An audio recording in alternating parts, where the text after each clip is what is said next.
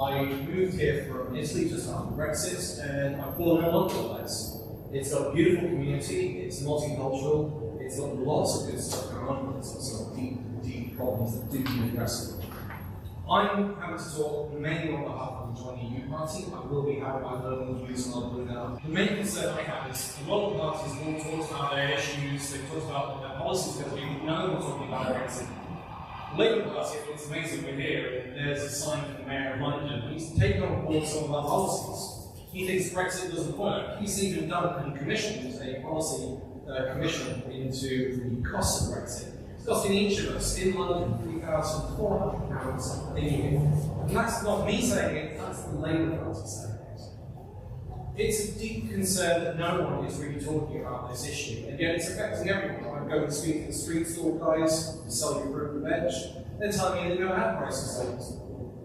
I'm looking around and going, can you get a GP appointment? Is it any quicker? Is it any better? This is no. Is your food when you're shopping any better? Is it cheaper? No. It's gone up. Is classrooms for your kids? Are they any better? Is it smaller classes as was promised as a result of Brexit? No.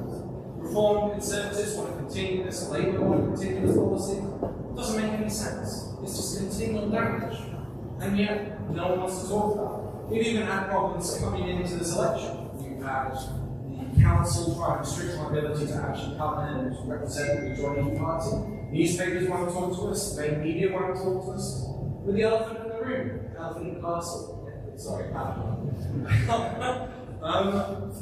and the way I'm looking at this is, maybe you're not going to give me enough votes to become an MP, but you might send a message, and I'll make this quite clear. We ran against Sadiq Khan, not this time, but last time, and we got 30,000 votes, and it was enough for him to take on board our idea and listen to us, and go, actually, let's commission a report, let's not back Brexit, it's a really silly idea. And we then didn't stand against him in the last mayoral election, because he took on board our ideas. Give me enough of your votes, and maybe people start listening and start making some deep changes that need to happen. I feel, and the analogy came from an episode of The Simpsons that we've been promised gold at the end of this mine, and we've been told we all need to dig down and get that gold. We got far enough, and then we were told that gold doesn't exist.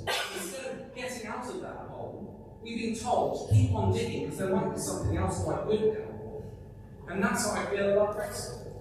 You're just going to get more of the same if you vote for Reform, Labour, or the Conservatives.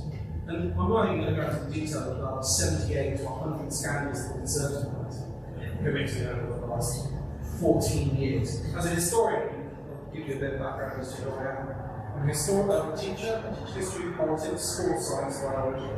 I'm a YouTuber, I'm a journalist, I've worked in football, I've worked in basketball. And I do know the community and that can be pretty darn well. In my life, I've never witnessed such carnage caused by one party or by one policy. I can't think of anything in British history, anything that's caused that level of damage. And yet, they want us to continue digging after they told us there's no wrong. Thank you very much. One vote would join. But for me, I mean, you look at that plan and it's like, right, well, that's the Nazi plan, that's the Madagascar plan. The plan that the Nazis had was to deport Jews out of Europe and send them to the island of Madagascar because they didn't want them in the territory.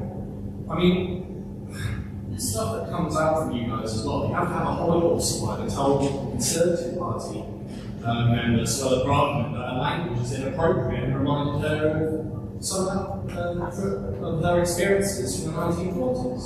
Use the word swarm and invasion. Well, you can also find that description in Mein Kampf. I'm speaking as a historian here, and it's just shockingly horrific. We live in a lovely, multicultural society in Canada.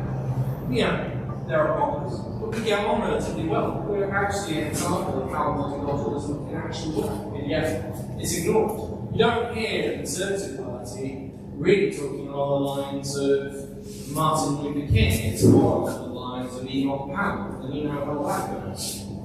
So, I mean, talking about the plan itself, it's a joke. It's 219 million. We've now found out that the government in Rwanda is spending that now selling those flats. You talk about business people being in charge, they've got a clue. Like, we'll cite other examples as we go along. I'll end this Freedom of movement, Belgium are deporting people in the EU if they don't work. Within 6 months, you can get deported. It's not freedom of movement, it's the right to work. Please use proper language when you're actually like talking to the public instead of inciting hate. The other thing is birth rate. Ours is 1.56. In order to replace that, we need 400,000 a year. 400,000 a year.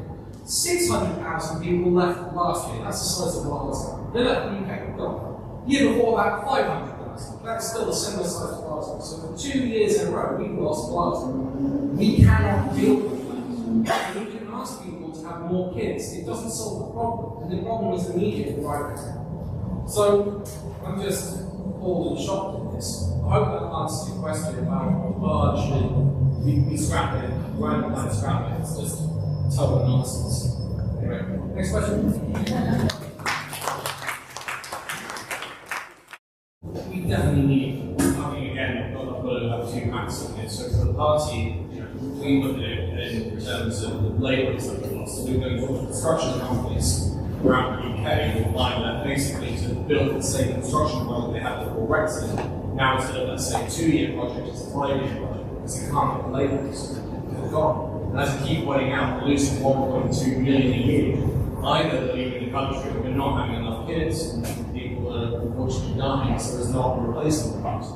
As a result of that, we've got shortages of labour. That's why we've got shortages everywhere. The only immediate solution is to have immigration.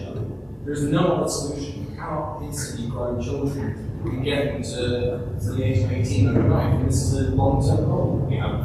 For myself, when it comes to housing, it's funny, again, you look at policies of the other parties that you don't see particularly forward thinking. I wonder if it's because of big donations from the big housing companies. There's a thing called 3D printing that's existed for about 8 years now. It's been trialled out in Germany. You can build a 2-story house in 6 weeks with half the labourers. No one's talking about it. IKEA are.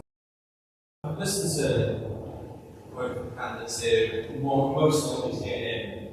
You're an economist by trade. You know Brexit can't work, and it's going to cost about $1 trillion to fix, and it'll take 14 years. It's still the same party. They've had 17 scandals in the Conservative Party. You still support them. It baffles me. It's almost like you've just gone for the power instead of the purpose.